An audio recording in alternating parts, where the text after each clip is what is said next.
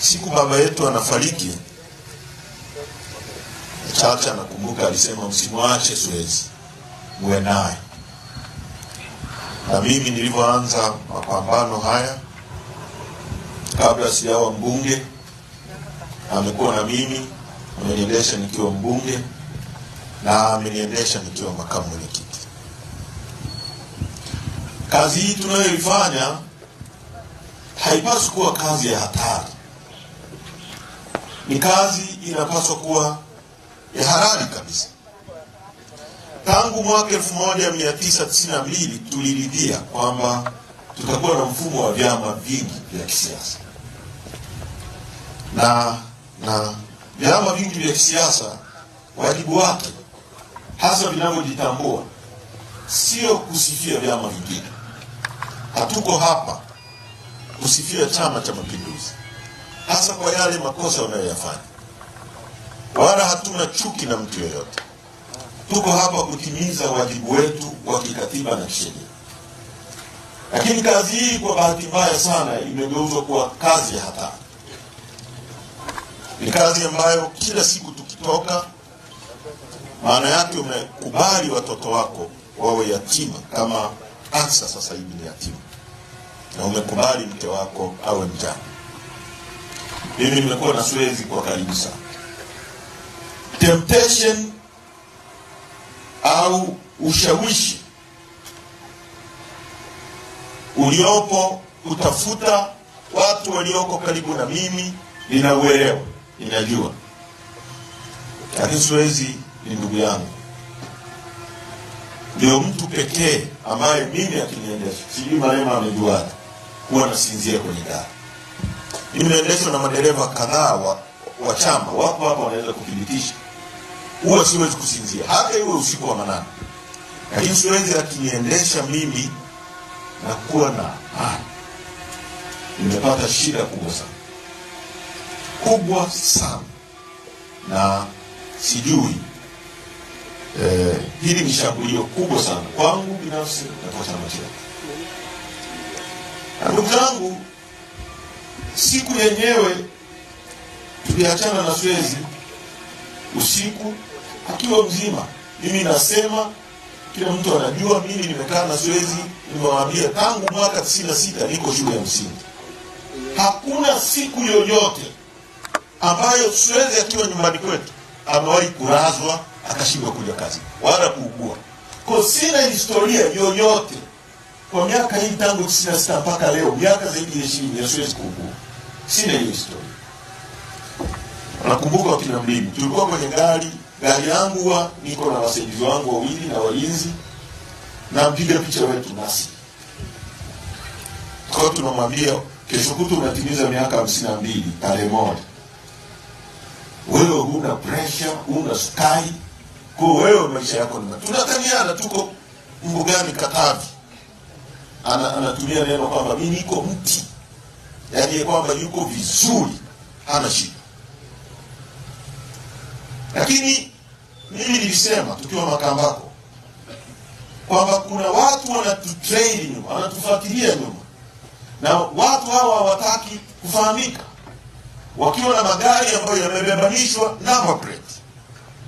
Nikasema tukiwa Makambako, tumetembea barabara nzima tunafuatiliwa hivyo.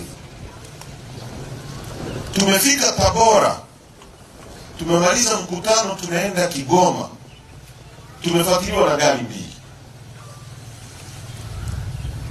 Gari ya kwanza ya FFU ya polisi, wao polisi wana silaha lakini wamefunika nyuso zao. Na gari ya pili nyeupe pia ikiwa na namba zimefunikwa, namba ambazo sio za kwake. Nasiwezi akaziona kwenye sendimira. Nikawaambia watu wetu, hakikisha mnachukua picha hizo gari. Walizichukua zile gari picha, kwa sababu kuna poli pale. Tukasema tukifika kwenye kijiji tusimame ambako kuna watu wengi, kwa sababu hao watu wanaweza kwenda na sisi huko wakatulia katikati ya poli. Kwa tulipofika kwenye kijiji tukasimama, wakashuka wasaidizi wangu wakaenda kuuliza nia ni kina nani. Kwa nini natufuata zaidi ya kilomita 100 na kitu? Sasa mko nyuma yetu, tukipisha mpita mpiti, tukisimama mnasimama, tukifanya hivi mnafanya hivi. Wakasema sisi maafisa wa polisi tunawasindikiza.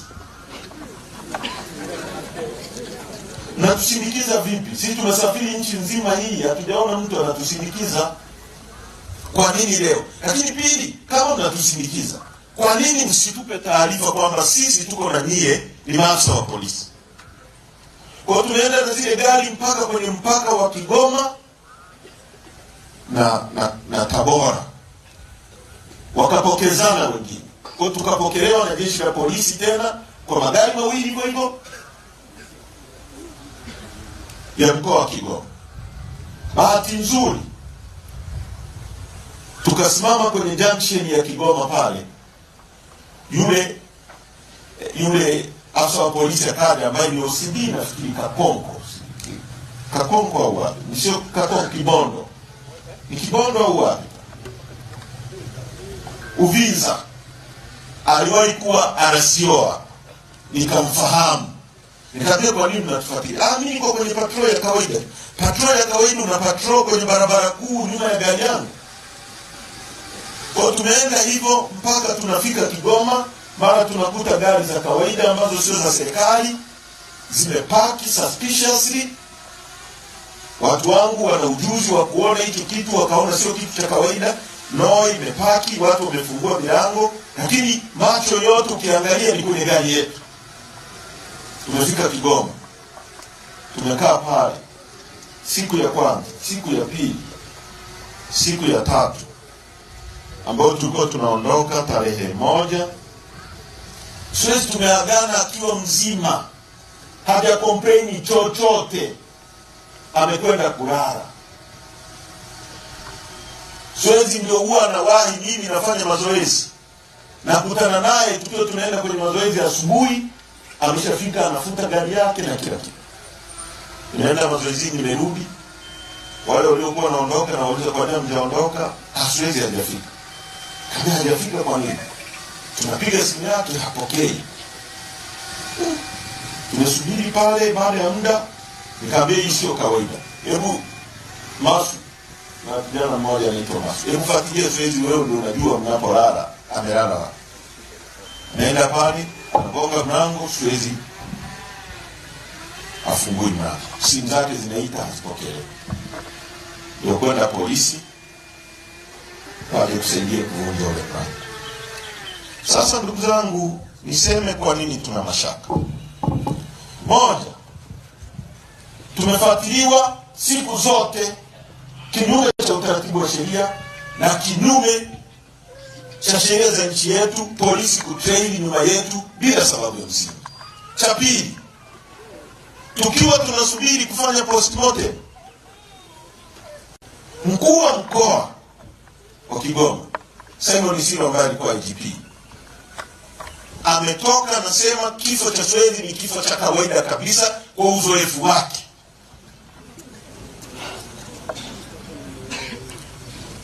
Kabla Suez hajafanywa postmortem, kabla hatujajua ni nini kimetokea. Cha tatu, kwenye maeneo yote ya matukio yanapotokea, lazima hiyo ni crime scene. Polisi wanaweka utepe wa njano, wanazuia watu kuingia pale, lakini hilo halikufanyika. Ile eneo liliendelea kutumika kawaida. Maana yake kuna kitu kilikuwa kinapotezwa pale. Cha tatu, polisi wamepiga picha wao wenyewe, hakuna mtu mwingine yeyote aliyepiga picha ya vitu vya Suez walivyovikuta kwenye begi lake. Lakini cha ajabu, wakarilizi picha za dawa za kawaida, dawa za maumivu au za tumbo, kwa sababu ni fragile, nimeambiwa ni fragile, na dawa za maumivu ya kichwa. Lakini story kaenda kwenye mitandao kwamba Suez amekutwa na dawa. Maana yake ni kuandaa umma kisaikolojia kwa kitu ambacho walikuwa wanapanga wao.